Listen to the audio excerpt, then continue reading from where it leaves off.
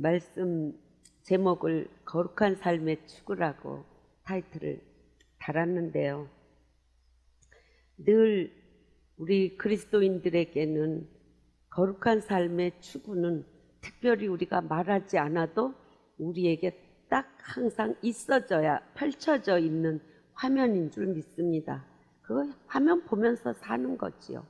그런데 이제 수달 되다 보니까 자연스럽게 우리가 거룩한 삶이라는 것이 멀리 떠나가 버리고 뭐가 거룩한 것인지조차도 분별 못하고 살아가는 오늘의 현실이 되지 않았는가, 그런 마음이 들어서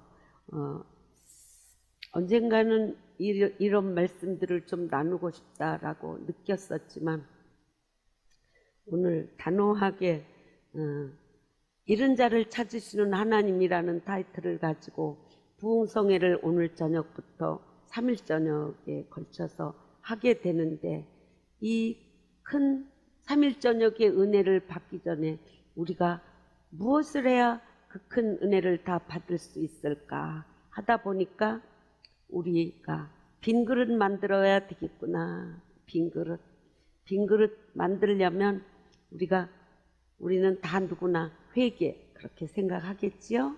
근데 뭘 회개하느냐? 다 나는 잘하고 사는 것 같은데 회개할 것이 무엇인가? 그것을 우리는 거론하지 않으면 안 되겠구나 생각되어져서, 우리 그리스도인들의 가장 명제인 거룩한 삶의 추구라는 제목을 제가 들고 말씀을 전하려고 일주일 내내 준비를 했는데 역시 그래도 부족합니다. 부족해서 하나님께서 이 시간 성령께서 강권하시고 쏟아부어 주실 줄로 저는 믿습니다. 저대로 내버려 두지 않으시고 하나님이 하실 줄로 믿습니다. 오늘 레위기 말씀을 들고 제가 나왔는데요. 거기 말씀이 뭐라고 하십니까? 나는 너희의 하나님이 되려고 너희를 애굽 땅에서 인도하여 낸 여호와라 그래요. 너희의 하나님이 되려고. 이 근동 지방에는 하나님이 많아요. 하나님이. 그런데 우리가 믿는 하나님은 여호와 하나님이세요. 하나님 이름이 여호와예요. 그래서 우리 이스라엘 민족이 애굽에서 종살이를 하다 거기서 구원해 내셨을 때, 그것은 우리가 죄악 세상에 살 때 우리를 구원내는 것을 표상으로 하는 내용인데요. 그때 그들을 구원해낸 여호와, 내가 여호와다. 그러면서 이제 너희가 내가 너희 아버지야, 말하자면 그런 뜻인데요. 이제 내가 거룩하니까 너희도 거룩해라, 그렇게 말씀하고 있습니다. 오늘 우리 세상 가운데 젖어 사는 우리들에게 있어서 우리를 어디서 구원했습니까? 죄 가운데서 예수 그리스도는 십자가에 피 흘려 죽으시면서까지 우리를 구원하셨습니다. 아멘이십니까? 구원해 내셨는데 여전히 세상 붙잡고 손잡고 살아요. 놔야 되는데 안 놓고 손잡고 살아. 그래서 그때나 지금이나 우리에게 요구하시는 말씀은 내가 거룩하니 너희도 거룩하라, 그 말씀입니다. 이스라엘 민족에게 고했던 말씀이 오늘 우리에게 고해진 말씀인 줄로 믿습니다. 성경에는 거룩이라는 말이 여러 형태로 나오는데 한 600여 번 나온다고 그래요.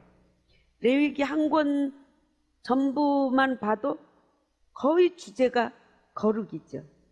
이 거룩이란 개념은 성경 전체에 골격을 이루고 있다는 것을 우리는 볼 수 있습니다.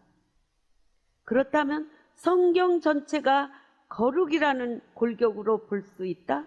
그럼 오늘 우리들의 삶의 골격이 무엇이 되어야 되냐? 거룩이 되어야 되는 거죠. 근데 뭐가 거룩한 거야?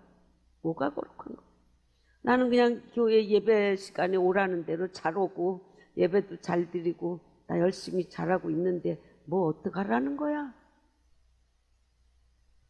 우리 중요한 것은 하나님께서 우리에게 거룩하라고 구체적으로 명하고 있다는 사실입니다. 구체적으로 거룩하라. 근데 이 말씀이 얼마나 능력이 있는 말씀인지. 거룩하라. 우리는 거룩하라 그러면 수많은 개념들을 떠올리기는 합니다. 그런데 뭐 술, 담배 안 하고 춤추러 안 다니고 도박도 안 하고 그러는 거 금하면 우리는 거룩하냐? 그런가요? 그럴까요? 또 우리가 거룩함이라고 이거는 거룩한 거야. 그러고 그러니까 우리는 그렇게 해야 돼. 말하자면 우리 여기 뒷골목에 있는 신호등도 지켜야만 우리가 거룩한 거야. 믿는 사람들은. 그렇게 따지는 거라면 바리새인들하고 똑같을 수밖에 없어요. 바리새인들 613개의 조를 만들어 놓고 다 이거는 하지 마라, 이거 하지 마라, 이거 하지 마라가 613개 조나 된다는 거. 다 하지 마라. 근데 그것 중에 하나만 걸려도 안 되는 거예요. 안식일에는 그 어디 밖에까지는 못 가는 거죠. 그냥 해야 되고. 전화도 걸어도 전화를 내 손으로 이렇게 누르는 게 아니라 요걸로 누른다는 거예요. 얘 누르는 건 손이 안 움직이나? 이렇게 되어 있다는 거예요. 그러니까 우리가 무엇을 어떻게 해야 되느냐는 그러한 것들에 있는 것이 아니고 우리의 중심에 우리가 하나님으로 세워져 있느냐가 중요한 거예요. 내가 거룩하니 너희도 거룩하라 했으니. 아멘이시죠. 엉뚱한 거 갖고 그거 갖고 따지고 어떤 이들은 이제 우리가 도달할 수도 없는 완전한 의미로 그거 해야 된다. 그거 아무 의미가 없는 거예요. 이런 거룩에 대한 이런 개념들은 어느 의미로는 맞는 면이 있기도 하지만 아주 틀리는 건 아니기도 하지만 모두 다 잘못된 사고라 이제 이렇게 말하고 있습니다. 잘못된 사고. 거룩하다는 것은 도덕적으로 흠이 없다는 것을 사실 뜻합니다. 죄로부터 떠나 하나님께 드려지는 삶. 거룩이란 하나님께로의 구별된 그런 구별된 자로서의 합당한 행실을 의미하는 거죠. 아멘? 아멘. 오늘은 시간이 뭐 많이 쓸 수가 없으니까 2단락만 제가 보려고 우리를 위한 거룩함이 어떤 것인가 또 우리 여호와 하나님의 거룩함이 어떤 것인가 그렇게 두 가지로 나누어서 보려고 해요. 죄가 너희를 주관치 못하리니 이는 너희가 법 아래 있지 아니하고 은혜 아래 있음이니라. 로마서 6장 14절 말씀하고 있습니다. 법 아래 있지 아니하고 은혜 아래 있다. 은혜 아래 있는 게 더 귀한 거예요. 법 아래 있는 것보다.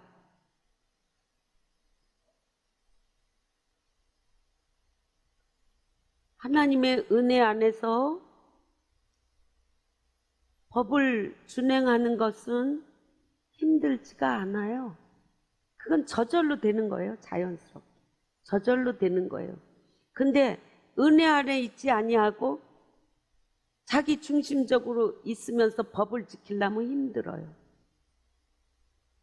하나님의 거룩하심은 일상 사는 사람들의 기준과는 다르거든요. 그것을 거룩하라고 명령하신 그분의 뜻에 맞게 우리는 거룩해야 되는 거예요. 그렇다면 하나님이 어떤 부분적으로 기독교인만 지킬 수 있는 거룩을 요구하느냐? 아니죠. 하나님은 온 세상을 주장하시고 다스리시고 통치하시는 하나님이신데 그분이 외골수의 하나님은 아니시거든요. 근데 그분 안에 있는 사람은 힘들 게 없다고요. 근데 자기 중심적으로 있는 사람은 거룩하기가 힘든 거예요. 왜? 내 욕심을 채워야 되니까. 하나님은 그렇게 하면 안 되니까. 내 욕심 채우려니까 거룩할 수가 없는 거죠. 바울은 말합니다. 데살로니가전서 4장 3절에서 7절 말씀인데요. 거기 보면 그러므로 저버리는 자는 사람을 저버림이 아니요 너희에게 그의 성령을 주신 하나님을 저버림이니라. 이 말씀을 쓰게 된 그 내용이 뭐냐 하면 음란하고 부정한 삶과 대비시켜서 거룩함이 하나님의 뜻이라고 선언하는 거예요. 그리고 각 사람 거룩함과 존귀함으로 자기의 아내 대할 줄을 알고 세욕을 따르지 말고 주께서 신원하여 주셨으니 거룩하게 하심이니 음란하지 말라는 거예요. 세욕을 따르지 말라는 거예요.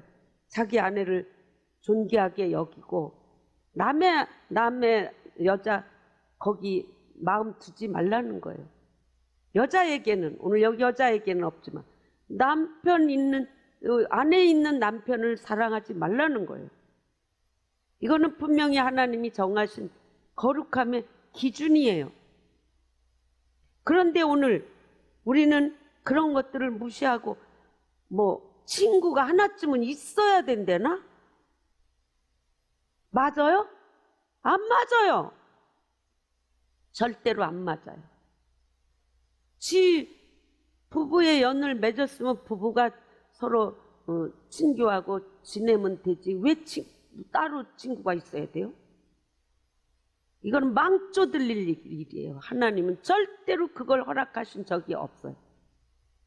아멘이시죠? 동의하시지요? 우리는 깨끗해야 돼요. 아멘이시죠? 베드로도 이렇게 말씀합니다. 베드로전서 1장 14절에서 16절에서 우리가 그리스도 밖에 있을 때 잘못된 욕심을 따라 살던 삶에서 떠나는 것이 거룩함이라 그랬어요. 잘못된 욕심에 따라 살던 삶에서 떠난 거. 뭐라고 기록합니까? 너희가 순종하는 자식처럼 전에 알지 못할 때 따르던 너희 사욕을 본받지 말고 오직 너희를 부르신 거룩한 이처럼 너희도 모든 행실에 거룩한 자가 되라. 기록되었으되 내가 거룩하니 너희도 거룩할지어다. 여러분, 음란한 것만 거룩을 부정한 건가요? 물질도 마찬가지예요. 내 것이 아닌데 내 것으로 만들기 위해서 온 정신이 거기 집중되어 있을 때 이것도 거룩을 망친 거예요. 더한 건지도 몰라요. 여러분, 절대로 거룩한 것은 하나님이 명한 것을 벗어나면 안 되는 거예요. 명예욕, 물질욕, 또 색욕, 이 모든 욕구들도 다 거룩한 게 아니에요. 그냥 무조건 내려놔요. 제가 지금 말씀드릴 부분이 아니지만 또 드려야 되는 것은 제가 이렇게 생각이 많아서 뭐는 어쨌고 저쨌고 이렇게 했는데 나는 이런 생각 하려고 그러지도 않는데 왜 이런 생각들이 이렇게 들어올까 궁금했지요. 그런데 이것을 떨쳐버리는 선포도 하고 그리고 내가 내 생각을 다 지워버리리라. 나는 오직 주만 생각하리라. 그렇게 결단하고 한 서너 번 제가 이걸 추방했을 거예요. 근데 그 다음에 얼마나 자유를 누리는지 몰라요. 평안해요. 깨끗해요. 여기에 꽉 차 있질 않아요. 그냥 그때 내가 일 당하는 일을 그냥 하면 돼요. 그런다고 그게 내내 그렇게 했어요? 그러다 또 방해꾼이 들어오잖아요. 얼른 내쫓아. 내쫓고 보면 웃음이 나와. 아니 왜 이런 것들을 내가 그냥 드렸었지. 그리고 여러분, 우리는 오직 우리의 생각으로도 우리의 마음으로도 우리는 주 예수 그리스도를 통한 구원의 그 복된 말씀들로 채우세요. 그리고 우리는 걸어다니는 성경책이 되자고 그랬지요. 말씀이 되자고 그랬지요. 우리 삶에서 그때 말씀에 있는 그 말씀들이 지혜로 나오는 거예요. 우리의 삶에. 그렇게 거룩한 삶을 추구하면서 살아야 돼요. 추구하지 않는데 그 삶을 지켜낼 수가 있나요? 거룩이 그리스도인의 삶에 있어서 정말 기본적인 요소인데 우리는 왜 날마다 그것을 경험하지 못하고 허우적거릴까요? 첫째, 죄를 대하는 우리의 태도가 하나님 중심이라기보단 자기 중심적이기 때문에, 자기가 생각이 옳은 대로 하기 때문에 우리가 순종하는 삶, 거룩한 삶에 초점을 맞추다 보면 틀림없이 죄로부터 승리하는 기쁨을 맛보게 될 것입니다. 아멘. 노력하지 않아도 초점만 맞추고, 우리가 화살을 쏠 때에도 초점 맞춰서 쏘는 것처럼, 아멘이죠. 우리가 삶에 있어서 초점도 하나님의 말씀대로 그냥 사는 초점을 맞춰서 우리가 살게 되면, 우리는 거룩한 삶이라는 초점을 맞추고 살면 우리가 승리하는 기쁨을 맛보게 된다 이거예요.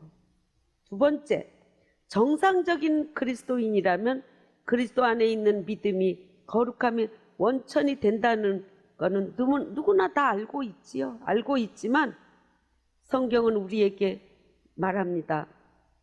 거룩함을 쫓기 위해서 믿음만 가지고 있는 게 아니라 개인적인 노력과 수고가 필요하다. 이게 초점을 정해놓고 맞추고 가라, 이 말씀이죠. 아멘? 그걸 맞추고 있어야 돼요. 그 초점을 안 맞추고 가면 내가 가지고 있는, 내가 이게 욕심인지, 내가 가지고 있는 게 또 음란에 속한 건지, 내가 가지고 있는 게 명예욕인지 분간을 못해. 노력하지 않으면 안 되는 거예요. 우리로서 노력은 해야 되는 거예요. 모든 그리스도인들에게는 거룩한 삶을 살아야 할 개인적인 책임이 있다는 것을 여러분, 우린 아멘으로 받으셔야 될 줄 믿습니다. 우리가 무엇을 하든지. 근데요, 우리가 진정으로 원할 때에 내가 이런 걸 놓아야 되겠다, 이걸 진정으로, 그걸 개인적으로 이걸 받아들이지 않으면 이건 이 습관을 놓을 수가 없는 거예요. 선포도 해야 돼요. 이거는 내가 분명히 아니니까 놓겠다, 선포도 해야 돼요. 그래야 사탄이 떠나요. 왜? 사탄이 갖다 준 거였기 때문에 내가 이걸 선포해야 사탄이 떠나요. 이거는 사탄이 갖다 준 거거든요. 누구에게? 이런 마음, 욕심이 이런 가질 수 있는 마음의 형태를 갖고 있는 자에게 사탄이 갖다 준 거거든요. 그걸 받아들인 거거든요. 놓아야 돼. 아멘? 놓아야 돼. 셋째, 어떤 죄들은 우리가 별로 대수롭지 않게 여겨서 그런다는 거예요. 어떤 거는 요런 정도는 괜찮아, 이거는 안 돼. 우리가 그렇게 하면 안 된다는 거예요. 그렇게 하면 그냥 싹 다 지워버려야 돼. 이 명령을 하신 분은 하나님이니까 하나님의 그 위엄을, 그 디그니티를 우리는 확실하게 인정하고 그냥 그분 말씀에 따르는 거예요. 우리 어린애들이, 자식들이 엄마 아버지가 요구하고 말씀하시는 그게 다 옳은지 그른지 걔들이 따지면서 행동합니까? 그냥 엄마 아빠가 하라는 거니까 그냥 하는 거예요. 그러다 보면 저절로 잘 크는 거지요. 우리 믿음의 사람들도 그런 건 줄 믿으시기 바랍니다. 네, 그래서 하나님의 거룩하심은 그럼 어떤가요? 뒷면이에요? 뒷면? 뒷면. 설교 노트 뒷면으로 넘어갔어요. 하나님의 거룩하심은 어떤 건가? 오직 너희를 부르신 거룩한 자처럼 너희도 모든 행실에 거룩한 자가 되라. 기록하였으되 내가 거룩하니 너희도 거룩할지어다 하셨느니라. 하나님 성경 말씀이에요. 하나님은 모든 그리스도인들을 거룩한 삶으로 부르셨습니다. 이 부르심은 하나님 자신이 거룩하심에 기초를 두고 있습니다. 하나님 자신이 거룩하시기 때문에 하나님은 우리에게 거룩할 것을 요구하십니다. 거룩함이란 하나님의 성품을 담는 겁니다. 거룩함이란 하나님의 위엄과 하나님 본성의 순결과 도덕적 완전함을 나타내고 있습니다. 거룩은 하나님의 본성에 속한 필수적인 요소인데 지혜와 전지하심과 전능하심과 하나님의 그 놀라운 그 능력 같은 그 속에 있는 필수 요소예요. 하나님의 거룩하심은 모든 악으로부터 완전한 자유를 뜻합니다. 하나님 자신 속에는 악의 요소는 조금도 없다는 거예요. 요한은 말합니다. 그래서 하나님은 빛이시라 그에게는 어두움이 조금도 없으시니라. 하나님의 거룩하심에는 그의 모든 생각과 행위가 그의 거룩한 성품과 일치하고 있다는 것입니다. 하나님이 온전히 거룩하시다면 우리는 하나님께서 우리에게 행하신 모든 것들이 언제나 완전하고 바르다는 것을 우리는 확신할 수 있습니다. 아멘이시죠? 하나님은 거룩하시기 때문에 하나님의 행하심은 모두 거룩합니다. 우리는 하나님께서 우리의 죄를 미워하신다는 사실을 우리는 그냥 넘어가서는 안 되는 건 줄 믿습니다. 우리는 우리의 죄를 때로는 사소하게 생각하고 때로는 변명할지도 모르지만 하나님은 그것을 기억하고 미워하십니다. 우리의 정욕적인 생각, 교만, 시기심, 폭발하는 분노, 결과로서 수단을 정당화시키려고 합리화하는 것 등을 하나님은 미워하십니다. 여러분, 변명 좀 하지 마셔. 변명. 그냥 있으면 있는 대로 그대로 말해. 주책 없이 또 떠버려갖고 흉재 필 것까지는 없지만 그래도 그냥 솔직하게 말하는 게 좋지 변명하는 것보다 변명. 우리는 자신의 죄에 익숙해지다 보면 어느새 자기도 모르는 사이에 죄와 평화적인 공존관계를 유지하게 됩니다. 그래서 하나님은 계속적으로 그 죄들을 미워하신다고 말씀하고 있는 것입니다. 여러분, 내가 지금 죄와 손붙잡고 있다는 것을 모르고 있기 때문이에요. 죄란 하나님을 기쁘시게 해드리지 못하는 것으로 어디까지나 죄를 죄로서 미워하는 것이 모든 참된 거룩함의 뿌리를 이루고 있습니다. 예수 그리스도를 통해서 나타난 하나님의 사람이 거룩함에 이르고자 하는 우리의 첫 번째 동기가 되어야 되는 겁니다. 하나님의 거룩함에 대한 수준은 지극히 높고 완전합니다. 우리의 성품, 태도, 성정, 행위에 대해 하나님께서는 내가 거룩하니 너희도 거룩할지어다. 거룩함에 자라가려면 우리는 진지하게 받아들여야만 합니다. 아멘이십니까? 이제 말씀을 마무리하면서 제가 마태복음 5장 3절부터 12절까지 말씀을 봉독해 드리고 말씀을 마치려고 합니다. 왜냐하면 예수님께서 산에 앉으셔서 제자들에게 가르치신 이 말씀은 새로운 피조물이 살아야 될 하나님의 나라를 살고 있는 오늘 우리들이 어떻게 살아야 하는가를 말씀하고 있기 때문입니다. 심령이 가난한 자는 복이 있나니 천국이 그들의 것이며. 심령이 가난해야 돼요. 부자 되려고 하지 마세요. 애통하는 자는 복이 있나니 그들이 위로를 받을 것이며. 온유한 자는 복이 있나니 그들이 땅을 기업으로 받을 것이며. 의에 줄이고 목마른 자는 복이 있나니 그들이 배부를 것이며. 긍휼히 여기는 자는 복이 있나니 그들이 긍휼히 여김을 받을 것이며. 마음이 청결한 자는 복이 있나니 그들이 하나님을 볼 것이며. 화평케 하는 자는 복이 있나니 그들이 하나님의 아들이라 일컬음을 받을 것이며. 의를 위하여 박해를 받는 자는 복이 있나니 천국이 그들의 것임이라. 나로 말미암아 너희를 욕하고 박해하고 거짓으로 너희를 거슬러 모든 악한 말을 할 때에는 너희에게 복이 있나니 기뻐하고 즐거워하라. 하늘에서 너희의 상이 큼이라. 너희 전에 있던 선지자들도 이같이 박해하였느니라. 아멘.